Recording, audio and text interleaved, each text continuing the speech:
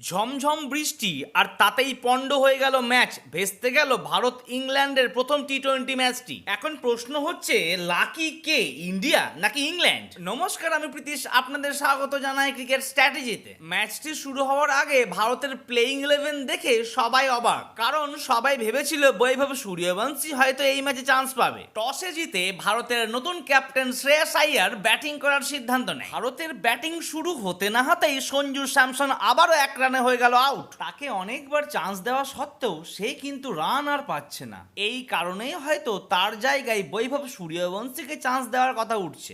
Last 3 ম্যাচের স্কোরটি একবার দেখুন। প্রথম ম্যাচে 5, তারপরে 0, তারপরে 1, সে তো গেল। কিন্তু আবার দেখুন, যে আমাদের ব্যাটসম্যানটি টি-20 ব্যাটিং র্যাঙ্কিং এ ওয়ার্ল্ডের ফার্স্ট, সে লাস্ট 3 ম্যাচের মধ্যে 2 ম্যাচেই হয়ে গেল রান আউট। এটা কি কোনো চিন্তা করার বিষয় নয়? তবে এই ম্যাচে ভারতের প্রাপ্তি বলতে অভিষেক শর্মার ব্যাটিং আর শিবম দুবে এবং শ্রেয়াস আইয়ারের ফর্মে ফেরা। কংগ্রাচুলেশন, অ্যাজ এ ক্যাপ্টেন প্রথম 50 পেলেন শ্রেয়াস আইয়ার। তার সাথে সে 5000 রানও পূর্ণ করলো। এবং শিবম দুবের 21 বলে 42 অর্থাৎ 200 স্ট্রাইক রেটে ব্যাটিং দেখে আমরা খুব আনন্দিত। আর আমাকে আরেকটু আনন্দিত করতে গেলে ঝটপট একটু প্লিজ করে দিন ভিডিওতে লাইক আর চ্যানেলটিকে করে দিন সাবস্ক্রাইব। সব মিলিয়ে 20 ওভারে ভারতের স্কোর হলো 189 রান 7 উইকেটের বিনিময়ে। ভারতীয় দল গোটা 20 ওভার ব্যাট করলেও এদিন ইংল্যান্ড ব্যাটই করতে নামতে পারেনি। শেষমেশ ম্যাচ আর নির্ধারিত সময়ের মধ্যে শুরু করা যাবে না ধরে নিয়েই তা বাতিল করার সিদ্ধান্ত নেওয়া হয়। 5 ম্যাচের সিরিজের প্রথম ম্যাচ বৃষ্টিতে ভেস্তে যাওয়ায় বাকি 4 ম্যাচের ফলাফলের ভিত্তিতেই সিরিজের মীমাংসা হবে। তো বন্ধুরা, আপনাদের কি মনে হচ্ছে, ভারত কি এই সিরিজটি জিততে পারবে?